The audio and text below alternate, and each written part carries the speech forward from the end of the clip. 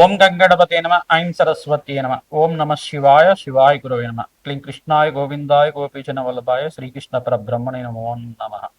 Yeah దేవీ సర్వభూతేషు మాతృరూపేణ సంస్థితా నమస్తస్యై నమస్తస్యై నమస్తస్యై నమో నమ. శ్రీమాత్రే నమో నమ.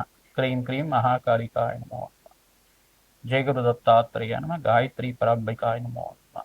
మాతృభ్యో పితృభ్యో ఋషిభ్యో గురుభ్యో నమో నమ. శ్రీమాత్రే నమో నమ. యూట్యూబ్ ప్రేక్షకులందరికీ కూడా నమస్కారం అండి. నేను పాలపర్తి గురునాథ శర్మ, జ్యోతిష్యం వాస్తు సిద్ధాంతని. మీకంతా కూడా గోచారరీత్య గ్రహాల యొక్క స్థితిగతులు అంతా కూడా ఈ యొక్క మేషాది ద్వాదశ రాశుల వాళ్ళకి శ్రీ విశ్వసనాథ సంవత్సరంలో వివాహ యోగం సిద్ధించాలి. ఆ ఏ రాశి వాళ్ళని ఏ రాశి వాళ్ళు వివాహం చేసుకుంటే గనక శీఘ్ర వివాహ యోగం సిద్ధిస్తుంది, అసలు జాతక చక్రం అంతా కూడా వివాహ యోగానికి ఎటువంటి పరిష్కారాలు ఆచరించాలి, ఏ రాశి వాళ్ళని చేసుకోకూడదు అనేది తెలుసుకుంటే కనుక శీఘ్రంగా వివాహ యోగం సిద్ధించడానికి ఆస్కారం ఉంటుంది. అసలు కళ్యాణము అంటే జాతకరీత్యా ప్రధానంగా చూసుకుంటే ఈ యొక్క పూర్వజన్మలో చేసుకున్న పుణ్య ఫలితాన్ని అంతా కూడా ఆనందకరమైన జీవితం అంతా కూడా జీవించడానికి ప్రతి ఒక్క మానవుడంతా కూడా ప్రభావితం చేయడానికి వంశాభివృద్ధికి కారణమవుతుంది. ప్రధానంగా చూసుకుంటే వధూవరుల యొక్క వివాహం అంతా కూడా శీఘ్రంగా జరగడానికి కూడా, ఆలస్య వివాహాలకి జరగడానికి కూడా దానికి ఒక కారకత్వాలు అనేది ఉంటాయి అన్నమాట. ప్రధానంగా చూసుకుంటే జన్మజాతకం వశాత్తు లగ్న చక్రం ప్రామాణికమైంది. ఎప్పుడైనా కానీ రాశిని చూసుకున్నా లగ్నాన్ని చూసుకున్నా ప్రధానంగా లగ్నం అనేది జన్మ లగ్నం అనేది ప్రామాణికంగా చూసుకోవాల్సి ఉంటుంది. రాశిని చూసుకుంటే కనుక రాశిని లగ్నంగా భావించి దాన్ని చూసుకోవాల్సి ఉంటుంది. ప్రధానంగా చూసుకుంటే జన్మ జాతకం ప్రకారంగా జన్మలగ్న వశాత్తు సప్తమ స్థానం బాగుండాలి. ప్రధానంగా సప్తమాధిపతి యొక్కరంగా ఉండాలి, మరియు ద్వితీయాధిపతి యొక్కరంగా ఉండాలి. అష్టమ స్థానంలో పాపగ్రహాల యొక్క కలయిక ఉండకూడదు, ఈ యొక్క దుష్ట గ్రహాలు అనేది ఉండకూడదు. ప్రధానంగా అంటే పాపగ్రహాలు ఉండకూడదు అక్కడంతా కూడా. ప్రధానంగా షష్టాష్టకాలనే వివాహానికి చేయకూడదు అని చెప్పేసి అంటారు. రాశి నుంచి చూసుకుంటే షష్టమ రాశి పనికిరాదు, అష్టమ రాశి పనికిరాదు. మరియు చూసుకుంటే వివాహం అనేది కూడా వైవాహ జీవితం అనేది చాలా శ్రేష్టమైన జీవితంగా చెప్పడం జరుగుతుంది. గృహస్థాశ్రమ జీవితం అని చెప్పేసి అంటారు. ప్రధానంగా చూసుకుంటే అన్యోన్యమైన దాంపత్యము, సుఖమైన జీవితం జీవించడానికి, భోగభాగ్యమైన జీవితం జీవించడానికి ప్రధానంగా ఎవరైతే కనుక ప్రతినిత్యం కూడా అమ్మవారి ఆరాధన చేస్తారో జాతకరీత్యా సర్వ వివాహ ప్రతిబద్ధంగా దోష నివారణంతా కూడా జరిగి శీఘ్రంగా అతి శీఘ్రంగా కళ్యాణ యోగం సిద్ధించడానికి ఆస్కారం ఉంటుంది. ప్రతినిత్యం కూడా ఈ యొక్క వివాహానికి ఎటువంటి జాతకాలు చూడాలి, వివాహానికి రాశి నుంచి ఎటువంటి జాతకాలు చేసుకోకూడదు అంటే ప్రధానంగా చూసుకుంటే జాతకం అనేది ప్రధానికంగా చెప్పడం జరుగుతుంది. అసలు వివాహ పొంతనలే చూసుకుంటున్నాం. ఈ పొంతనలో చూసుకుంటే ఈ ఒక 36 పాయింట్లకి 18 వస్తే సరిపోతుందా, 24 వస్తే సరిపోతుందా అనేది ప్రామాణికంగా చూసుకుంటారు. ప్రధానంగా ఇదొకటే ప్రామాణికంగా, ఇదొక బేసిక్ మాత్రమే. మీరు పంచాంగాలో చూసుకునేది కానీ మీరు ప్రామాణికంగా గణాలు అంటే ప్రధానంగా చూసుకుంటే గణాలు అని చెప్పేసి అనుకుంటారు. ఈ యొక్క మేలాపకం అంతా కూడా చూసుకుంటే ప్రధానంగా ఈ యొక్క 24 గుణాలంతా కూడా కేంద్రంగా యోగకరంగా ఉండాలి. 21 గుణాలకి కనీసం దానికంతా కూడా 80% అంతా కూడా రావాల్సి ఉంటుంది. అట్లా వివాహ యోగం చేసుకుంటే కనుక ఆ యొక్క అన్యోన్యమైన దాంపత్యం స్థిరంగా ఉంటుంది. అష్టైశ్వర్య భోగభాగ్యాలు స్థిరనివాసంగా ఉంటాయి. మహాలక్ష్మి కటాక్షం కలుగుతుంది. అఖండమైన దీర్ఘ సుమంగళ యోగం తీస్తుంది. ఇప్పుడు అంతా కూడా చూసుకుంటే ప్రస్తుత కాలంలో అంతా కూడా జాతక ప్రభావం అనేది చూసుకోకుండా వివాహం చేసుకోవడం వల్ల ఎక్కువగా విడాకులు తీసుకోవడం, డైవర్స్ కేసెస్ ఎక్కువగా అవుతూ ఉండడం, ఆలస్య వివాహాలు అవుతూ ఉండడం, ఈ యొక్క ద్వితీయార్థంలో అంటే జీవితంలో ద్వితీయార్థంలో అంతా కూడా వివాహ యోగం ఉండడం, ప్రధానంగా 30 దాటిన తర్వాత కానీ 35 దాటిన తర్వాత కానీ 40 దాటిన తర్వాత కూడా వివాహాలు అవుతూ ఉంటాయి కొంతమందికి.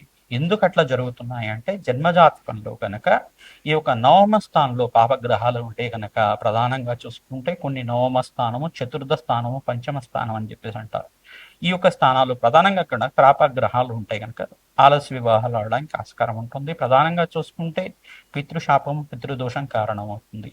మరియు ఇక్కడ ప్రధానంగా చూసుకుంటే కొన్ని దోషాలు అనేది ఉంటాయి అన్నమాట. కలత్ర దోషం అని చెప్పేసి, తర్వాత మాంగళ్య దోషం అని చెప్పేసి అంటే అంటే ఇక్కడ చూసుకుంటే అష్టమ స్థానాన్ని మాంగళ్య దోషం అంటారు. ప్రధానంగా చూసుకుంటే ప్రధానంగా జన్మజాతకంలో చూసుకుంటే పురుషుడికి అంతా కూడా బృహస్పతి యోగకరంగా ఉండాలి, గురుబలం బాగా ఉండాలి, మరియు శుక్రుడు కలత్రకారకుడు అవుతాడు.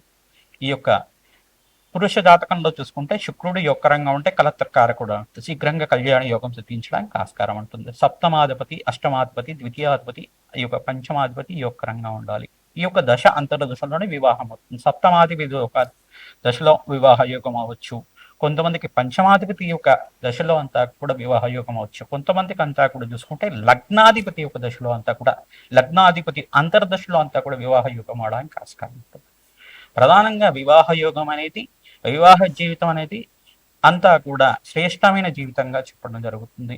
వంశాభివృద్ధికి కారణం అవుతుంది. జీవితం అంతా కూడా సాఫల్యం చేసుకోవడానికి ఆస్కారం ఉంటుంది. ప్రధానంగా చూసుకుంటే యజ్ఞ హోమాది కార్యక్రమాలు చేసుకోవాలంటే కనుక వివాహ యోగం చేసుకున్న వాళ్ళు మాత్రమే, దంపతులు మాత్రమే దీనికి అర్హులుగా ఉంటారన్నమాట. ప్రధానంగా చూసుకుంటే వంశాభివృద్ధికి కారణమైన ఈ యొక్క వివాహ యోగానికి ఏ రాశి వాళ్ళు ఏ రాశి వాళ్ళని చేసుకోకూడదు అనేది మాత్రమే ఇప్పుడు చెప్పడం జరుగుతుంది, విశ్లేషణ చేయడం జరుగుతుంది. మేషాది ద్వాదశ రాశి వాళ్ళు ప్రధానంగా ఈ యొక్క మేషరాశి వాళ్ళని చూసుకుంటే ఈ రాశి వాళ్ళని చేసుకోకూడదు అని తెలిసింది అనుకోండి. ప్రధానంగా మీకంతా కూడా ఈ ఎటువంటి జాతకాలు చూసుకోవాలి, దీని ప్రామాణికం అంతా కూడా ఏ రకంగా చూసుకోవాలి అనేది విశ్లేషణ చేసుకుంటే కనుక, జన్మ జాతకాన్ని పొంతలను చూసుకుంటే, కంపారిబిలిటీ చూసుకుంటే కనుక అందరికి కూడా తెలుస్తుంది. ప్రధానంగా చూసుకుంటే మీ యొక్క జన్మజాతకాన్ని అంతా కూడా ఈ యొక్క జత చేసి అంతా కూడా చూసుకోవాల్సి ఉంటుంది. వధువరుల జాతకం అంతా కూడా చూసుకొని విశ్లేషణ చేసుకొని ఇద్దరు జాతకాలంతా కూడా చూసిన తర్వాత మాత్రమే వివాహానికి యోగకరంగా ఉంటుంది. ఈ యొక్క ప్రధానంగా మీరంతా కూడా చూసుకొని జాతకాన్ని చూపించుకున్న తర్వాత వివాహానికి అంతా కూడా మీరు చేసుకుంటే గనక ఆ యొక్క దాంపత్యం అంతా కూడా సుఖవంతంగా అష్టేశ్వరి యోగంతో శీఘ్రంగా సంతాన యోగం సిద్ధించడానికి, అన్యూనమైన దాంపత్యం జీవించడానికి, స్థిరకాలం అంతా కూడా ఆ దాంపత్యం స్థిరంగా ఉండడానికి ఆస్కారం ఉంటుంది. ప్రతినిత్యం కూడా మంగళగౌరి దేవి ఆరాధన చేసుకోవడం, సువాసిని అర్చన విధానం చేసుకోవడం, శివపార్వతుల కళ్యాణం ఆచరించడం, సుబ్రహ్మణ్య స్వామి కళ్యాణం ఆచరించడం వల్ల అతి శీఘ్రంగా కళ్యాణ యోగం సిద్ధించడానికి ఆస్కారం ఉంటుంది. మీ జాతకంలో వివాహ యోగం ఎప్పుడవుతుంది, ఏ రకంగా శాంతి పూజలు ఆచరిస్తే కనుక వివాహ యోగం సిద్ధిస్తుంది అనేది మమ్మల్ని సంప్రదిస్తే కనుక మీకు అంతా కూడా విశ్లేషణ చేసి దానికంతా కూడా పరిష్కారం చెప్పడం జరుగుతుంది. శీఘ్రాతి శీఘ్రంగా వివాహ యోగం సిద్ధించాలి అని చెప్పేసి అంటే కనుక ప్రతినిత్యం కూడా అమ్మవారికి పసుపు కొమ్ములతో మీరంతా కూడా మాలని వేసుకోవడం అష్టైశ్వర్య యోగం సిద్ధించడానికి ఆస్కారం ఉంటుంది. పసుపు కొమ్ముల మాలంతా కూడా అమ్మవారి మెడలో హారంగా చేసి మీరంతా కూడా ఈ యొక్క అలంకరణ చేసుకుంటే కనుక ప్రతినిత్యం మంగళవారం, గురువారం, శుక్రవారం రోజున ఈ యొక్క పసుపు కొమ్ముల మాలనంతా కూడా హారంలాగా చేసి వేస్తూ ఉంటే కనుక అతి శీఘ్రంగా కళ్యాణ యోగం సిద్ధించడానికి ఆస్కారం ఉంటుంది. పసుపుని, ఆడిచిన పసుపుని కానీ ఆడిచిన కుంకుమ కానీ దేవాలయ ప్రాంగణంలో దానంగా ఇస్తూ ఉండాలి. మంగళవారం రోజున కానీ, శుక్రవారం రోజున కానీ, గురువారం రోజున కానీ, ఆదివారం రోజున కానీ ఈ యొక్క పసుపు కుంకుమ అంతా కూడా దానంగా ఇస్తూ ఉండాలి దేవాలయ ప్రాంగణంలో. తద్వారా శీఘ్రంగా కళ్యాణ యోగం సిద్ధించడానికి ఆస్కారం ఉంటుంది. మేషాది ద్వాదశ రాశుల వాళ్ళు వివాహ యోగానికి ఏ రాశుల వాళ్ళని చేసుకోకూడదు అంతా కూడా ఇప్పుడు విశ్లేషణ చేయడం జరుగుతుంది, అంతా కూడా తెలుసుకుందాం. మేషరాశి జాతకులకి ఎటువంటి జాతకాలంతా కూడా వివాహ యోగానికి అనుకూలత ఉండదు అనేది తెలుసుకుందాం. ప్రధానంగా చూసుకుంటే ఈ యొక్క మేషరాశి జాతకులు ఈ రాశి వాళ్ళని చేసుకోకూడదు అనమాట. ప్రధానంగా చూసుకుంటే మేషరాశి జాతకులు ఈ యొక్క నక్షత్ర పాద భేదాలతోటి వివాహ యోగం చేసుకోవచ్చు అని చెప్పేసి అంటారు. కొన్ని యొక్క జాతకంలో కొన్ని గ్రహాల యొక్క బలం అంతా కూడా చూసుకొని వివాహానికి కొనుక్కుంటే మంచిగా ఉంటుంది. కానీ మా యొక్క మీకు చిన్న సూచన ఏంటిదంటే మేషరాశి జాతకులు స్వరాశి అయిన మేషరాశి వాళ్ళని వివాహం చేసుకోకుండా ఉండడమే మంచిగా ఉంటుంది. ఎందుకంటే ఇప్పుడు ప్రస్తుత గోచారంలో అంతా కూడా ఏలినాటి శని ప్రభావం ఉన్నది, మరియు వివాహం చేసుకునే వాళ్ళకు కూడా ఏలినాటి శని ప్రభావం ఉంటుంది. దశనాథుడు దశయోగం అంతా కూడా చూసుకుంటే మహర్దశ అంతా కూడా చూసుకుంటే ఒకటే మహర్దశ ఉంటే కనుక, ఏక నక్షత్రము పాదభేదాలతో ఉంటే కనుక ఒకటే ఈ యొక్క మహర్దశ అంతా కూడా నడుస్తుంది, అంతర్దశ అంతా కూడా ఒకటిగా ఉంటుంది. ఈ యొక్క గుణాలన్నీ కూడా ఒకటిగా ఉంటాయి. ప్రధానంగా చూసుకుంటే ఇప్పుడు ప్రస్తుత కాలంలో అంతా కూడా వివాహానికి ఒకటే రాశి వాళ్ళని తీసుకోవడం అంతా కూడా అంత మంచిది కాదు అని చెప్పి చెప్పడం జరుగుతుంది.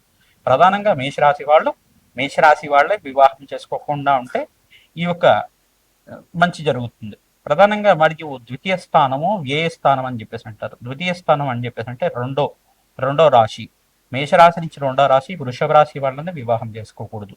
ఎందుకు చేసుకోకూడదు అని చెప్పేసి అంటే కనుక మేషరాశి వాళ్ళు వృషభ రాశి వాళ్ళని చేసుకుంటే ఈ యొక్క గ్రహ మైత్రి అనేది కుదరదు.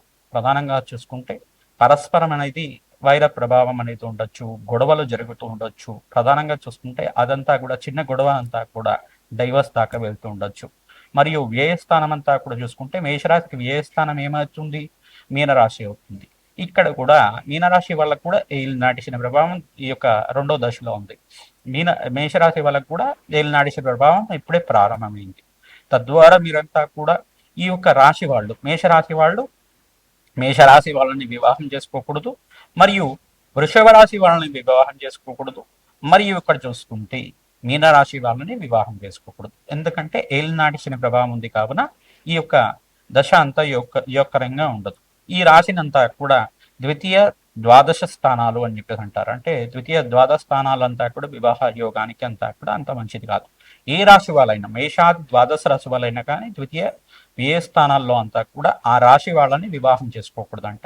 మీ రాశి నుంచి రెండవ స్థానం మరియు మీ రాశి నుంచి 12వ స్థానం ఉన్న రాశిని వివాహం చేసుకోకుండా ఉంటే శీఘ్రంగా మీకు అంతా కూడా మంచి జరగడానికి ఆస్కారం ఉంటుంది.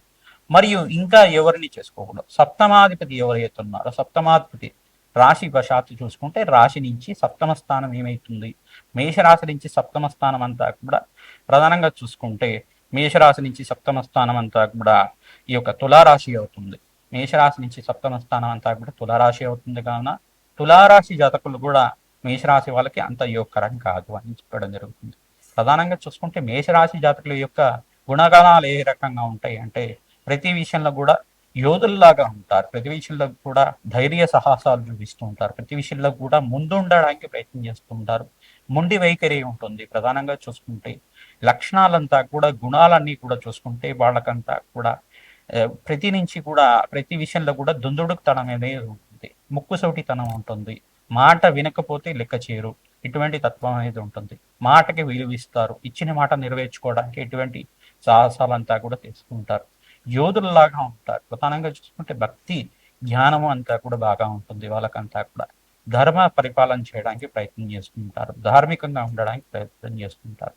ఈ యొక్క బంధుమిత్రులతో కానీ, ప్రేమ అనురాగాలు కానీ, ఈ యొక్క సహధర్మచారితో కానీ, భార్యతో కానీ మంచిగా ఉండడానికి, ప్రేమగా ఉండడానికి ప్రయత్నం చేస్తుంటారు. సంఘంలో మంచి గౌరవం తీసుకురావడానికి ప్రయత్నం చేస్తుంటారు. ఈ యొక్క మేషరాశి జాతకులంతా కూడా అష్టమ స్థానాధిపతి అయిన ఇక్కడ అష్టమ స్థానం ఏమైతుందంటే మేషరాశి వాళ్ళకి ఈ యొక్క వృశ్చికం అవుతుంది. అష్టమ స్థానం అంతా కూడా వృశ్చికం అవుతుంది కాబట్టి అష్టమ స్థానం కూడా ఈ యొక్క రంగాలు. అష్టమ స్థానం వృశ్చికం అంతా కూడా చూసుకుంటే నక్షత్రాలు పాయింట్లంతా కూడా బాగా ఉంటున్నాయి. మీరంతా కూడా 25, 24 వస్తున్నాయి, 29 దాకా వస్తున్నాయి అని చెప్పేసి నేను నక్షత్ర కారకత్వాలంతా కూడా చూసుకునేసి గుణాలంతా కూడా చూసుకుని 36 పాయింట్లకంతా కూడా ఇంత గుణాలు వస్తున్నాయి అని చెప్పేసి గుడ్డిగా వెళ్తూ ఉంటారు. కానీ ఇదొకటే కాకుండా జన్మజాతకంలో ఈ రాశి యొక్క తత్వాన్ని చూసుకోవాలి, 21 గుణాలంతా కూడా చూసుకోవాలి. 24 గుణాలు అని చెప్పేసి ఉంటాయి అంతా కూడా. ఆ గుణాలు కూడా చూసుకొని జన్మజాతకాన్ని అంతా కూడా కంపారిజన్ చేసుకుని మాత్రమే వీరంతా కూడా ఈ రెండు జాతకాలంతా కూడా పొంతలను చూసుకోవాలి, చూడాలి. వధువరుల జాతకాలంతా కూడా కలుస్తున్నాయా లేదా, జాతక ప్రభావం అంతా కూడా ఈ రకంగా ఉంది, వీరికి అన్యోన్య దాంపత్యం ఉందా, శీఘ్రంగా సంతాన యోగం ఉందా, స్త్రీల జాతకంలో చూసుకుంటే ముఖ్యంగా అంతా కూడా దీర్ఘ సుమంగళి యోగం ఉందా లేదా అని చూసుకోవాలి. ఒకవేళ దీర్ఘ సుమంగళి యోగం తక్కువగా ఉంటే పురుష జాతకంలో గురుబలం మెండుగా ఉండాలి, అష్టమ స్థానంలో పాపగ్రహాలు ఉండకూడదు. ఇటువంటి దోషాలకి పరిహారం అంతా కూడా చేసుకోవాలి.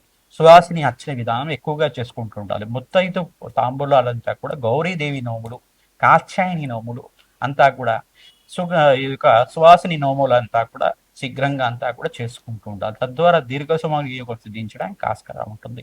మంగళ గౌరీదేవి నోములు ఆచరించడం వల్ల స్త్రీలకంతా కూడా అఖండమైన దీర్ఘ సుమంగళి యోగం సిద్ధించడానికి ఆస్కారం ఉంటుంది. కాత్యాయని నోమం సిద్ధించడానికి అంతా కూడా కాత్యాయని నోమం ఈ యొక్క కన్యలంతా కూడా ఈ వ్రతాన్ని ఆచరించడం వల్ల శీఘ్రంగా కళ్యాణ యోగం సిద్ధించడానికి ఆస్కారం ఉంటుంది. ప్రతినిత్యం కూడా ఈ యొక్క మేషరాశి జాతకులు ఈ యొక్క షష్టమ స్థానాధిపతి షష్టమ రాశిని కూడా చేసుకోకూడదు అనమాట. కన్యారాశి జాతకులకు కూడా మేషరాశి జాతకులకి అంత యోగకరం కాదు. ప్రధానంగా చూసుకుంటే గ్రహమైత్రి అనేది కుదరదు. ప్రధానంగా చూసుకుంటే మిత్రత్వం ఉండదు, కుజుడు అంగారకుడు అవుతాడు. ఇక్కడ కన్యారాశి జాతకులంతా కూడా ప్రతి విషయంలో కూడా మాట నెగ్గే తత్వం ఉంటుంది, దుందుడుకుతనం ఉంటుంది, కోపం ఆవేశం ఎక్కువగా ఉంటాయి. వీళ్ళకంతా కూడా సాత్వికమైన జీవితం జీవించడానికి ప్రయత్నం చేసుకుంటారు. ప్రతి విషయంలో కూడా వాళ్ళ మాటే నెగ్గాలని చెప్పేసి ప్రయత్నం చేస్తుంటారు. వీళ్ళకంతా కూడా ఆర్థికంగా కొంచెం కష్టాలు రావడానికి ఆస్కారం ఉంటుంది. మనస్పర్ధలంతా కూడా అప్పులు పాదులు అవ్వడానికి ఆస్కారం ఉంటుంది. ఈ యొక్క షష్టమ రాశి మరియు సప్తమ రాశి, అష్టమ రాశి కూడా అంత యోగకరం కాదు. మరియు తృతీయ రాశి కూడా అంత యోగకరం కాదు అని చెప్తున్నారు. ప్రధానంగా రాశిని చూసుకుంటే మూడో రాశి మిథున రాశి అవుతుంది. ఆ మిథున రాశి జాతకులు కూడా మేషరాశి జాతకులకి అంత యోగకరం కాదు. ప్రధానంగా చూసుకుంటే ఇంత జాతక విశ్లేషణ అంతా కూడా చేసుకొని జన్మ జాతకానికి ఎటువంటి జాతకాలంతా కూడా మంచిగా మీకు పొంతనాలు కుదురుతాయి, మంచి యోగకరంగా ఉంటాయి. కొన్ని విశేషమైన స్థానాల్లో మాత్రమే, విశేషమైన సందర్భాల్లో మాత్రమే ఈ రాశి వాళ్ళని పెళ్లి చేసుకోవచ్చు అని చెప్పేసి చెప్పడం జరుగుతుంది. కొన్ని విశేషంగా మీ జాతకంలో బాగా కొన్ని గ్రహాలు బాగా బలంగా ఉండాలి, యోగం ఉండాలి. వివాహ యోగం అయిన తర్వాత వీళ్ళకి సంతాన యోగం సిద్ధిస్తుంది, వంశాభివృద్ధి కలుగుతుంది, దీర్ఘ సుమంగుడి యోగం సిద్ధిస్తుంది. ఈ వివాహం అంతా కూడా శాశ్వతంగా ఉంటుంది, అన్యూనమైన దాంపత్యము, సుఖమైన జీవితం, సుఖమైన సంసారం అంతా కూడా బాగా జరుగుతుంది అని చెప్పేసి మనం ఈ యొక్క జాతకాలంతా కూడా విశ్లేషణ చేసుకుంటే కనుక వీళ్ళకి ఎటువంటి విడాకులు కానీ, వీళ్ళకి ఎటువంటి డైవర్స్ కేసెస్ కానీ ఎటువంటి ఉండవు అని చెప్పేసి ఒక నిర్ధారణకు వచ్చిన తర్వాత మాత్రమే వివాహాలకంతా కూడా ఈ యొక్క జాతకాలంతా కూడా చూపించుకొని వివాహానికి యొక్కరంగా చేసుకోవాలి. తద్వారా మీకు అంతా కూడా శీఘ్రంగా కళ్యాణ యోగం సిద్ధించడానికి ఈ జాతకాలంతా కూడా ఇంత ఈ యొక్క లోతుగా అంతా కూడా మీరు విశ్లేషణ చేసుకోవడం వల్ల ఆ జాతకులకంతా కూడా అన్యోన్యమైన దాపత్యం సిద్ధించడానికి, వంశాభివృద్ధి కలగడానికి, అక్కడమైన సుఖ జీవితం, భోగభాగ్యాలు, రాజ్యయోగం సిద్ధించడానికి ఆస్కారం ఉంటుంది. జగన్మాత ఆశీర్వాదం వల్ల మీకంతా కూడా అతి శీఘ్రంగా కళ్యాణ యోగం సిద్ధించాలని ఆశీర్వాదం చేస్తున్నాం. మీరంతా కూడా ప్రతినిత్యం కూడా మేము చేసే యజ్ఞాధికృతుల్లో పాల్గొనండి. మీ జన్మజాతకాన్ని మీరంతా కూడా విశ్లేషణ చేయించండి. తద్వారా మీకు అంతా కూడా అతి శీఘ్రంగా కళ్యాణ యోగం సిద్ధించడానికి మీ జన్మజాతకం ప్రకారంగా ఎటువంటి శాంతి పూజలు చేయించాలి, తద్వారా మీకు అంతా కూడా శీఘ్రంగా కళ్యాణ యుగం తీసుకుంది, దానికంతా కూడా విశ్లేషణ చేసి పరిష్కారం చెప్పడం జరుగుతుంది. రాజశ్యామల యజ్ఞాధికృతులు కానీ, కలవరి శాంతి హోమాది కార్యక్రమాలు కానీ, బగ్లాముఖి శాంతి హోమాది కార్యక్రమాలు కానీ, తద్వారా మీకు అంతా కూడా శ్రీసూక్త విధానంగా ఈ యొక్క లక్ష్మీ కుబేర శాంతి హోమాది కార్యక్రమాలు, మహాలక్ష్మి శాంతి హోమాది కార్యక్రమాలు, జపాలు, దానాలు అన్నీ కూడా నవగ్రహాలకి జపాలు, సంపూర్ణమైన జపాలు, దానాలు అంతా కూడా ఆచరించడం అతి శీఘ్రంగా కళ్యాణ యుగం సిద్ధించడానికి పరిష్కారం చూపించడం జరుగుతుంది. శ్రీమాత్రే నమః.